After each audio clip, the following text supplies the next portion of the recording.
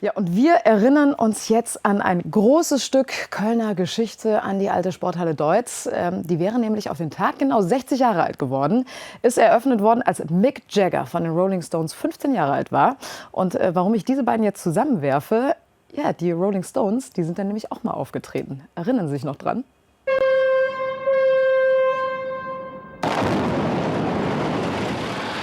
Was für ein Ende. Am 15. März 1999 wurde sie gesprengt, die Kölner Sporthalle.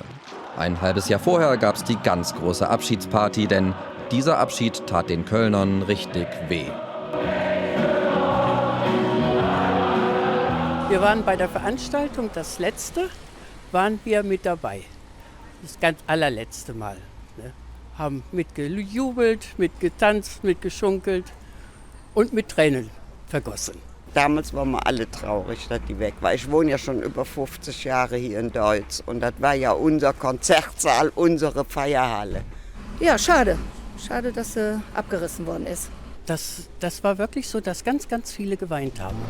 Gebaut hatte Köln die Halle für Radsportveranstaltungen. Eröffnet wurde sie 1958 und machte sich dann schnell einen Namen mit dem Sechstagerennen.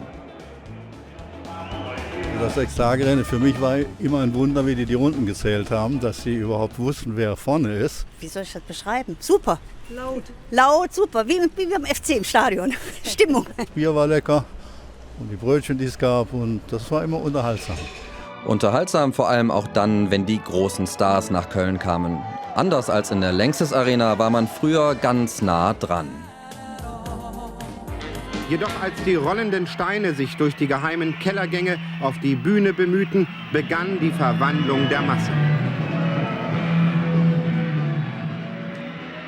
Die Stones 1967, die Scorpions 79, Roberto Blanco 81. Wolf Biermann wurde wegen seines Konzerts aus der DDR ausgebürgert. Bab spielte gleich 6 Tage am Stück. Hat man sich Monate vorher gefreut, die Karte gekauft. War eine schöne Zeit. Nana Mouskouri. Sarah Leander habe ich da gesehen. AC/DC auf den Schultern, Agnes Young an der Gitarre. War schon geil. Aber zu einer Sporthalle gehört auch Sport. Neben dem Sechstagerennen war das Boxen in Deutz zu Hause. Wir hatten dann unsere spezielle Boxer da, ne? Die hier auch aus Deutz waren. Eine Willi Niederau, Sam Bräuninger aus Humboldt-Kremberg. Doch, das war schon, wenn auch nur kurze Kämpfe, aber okay. Die Kölner Boxlegende De Aab verlor hier seinen letzten Kampf. Das war 66. Und auch tragische Momente gehören zur Geschichte der Halle. Der Kölner Boxer Jupp Elze fällt nach seinem Kampf hier ins Koma, stirbt 8 Tage später an einer Hirnblutung. Lustiger wurd's im Kölner Karneval. Die lachende Sporthalle ist lange Jahre ein Highlight der 5. Jahreszeit. Richtig gemütlich und es war nicht so weitläufig. Man konnte das andere Ende sehen. Da wurde richtig gefeiert. Wir waren immer zu 10, 15 Mann waren wir unterwegs. Auch wie gesagt, mit Bittermännchen, Frikadellen. Ja, super. Nach genau 40 Jahren dann das Ende einer Ära. Was ist das für ein Gefühl, hier heute Abend das letzte Mal zu sein? Traurig, sehr traurig.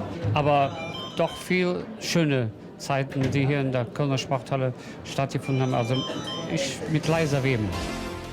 Zum Abschied nahm sich jeder Kölner noch ein Stück der Halle mit nach Hause.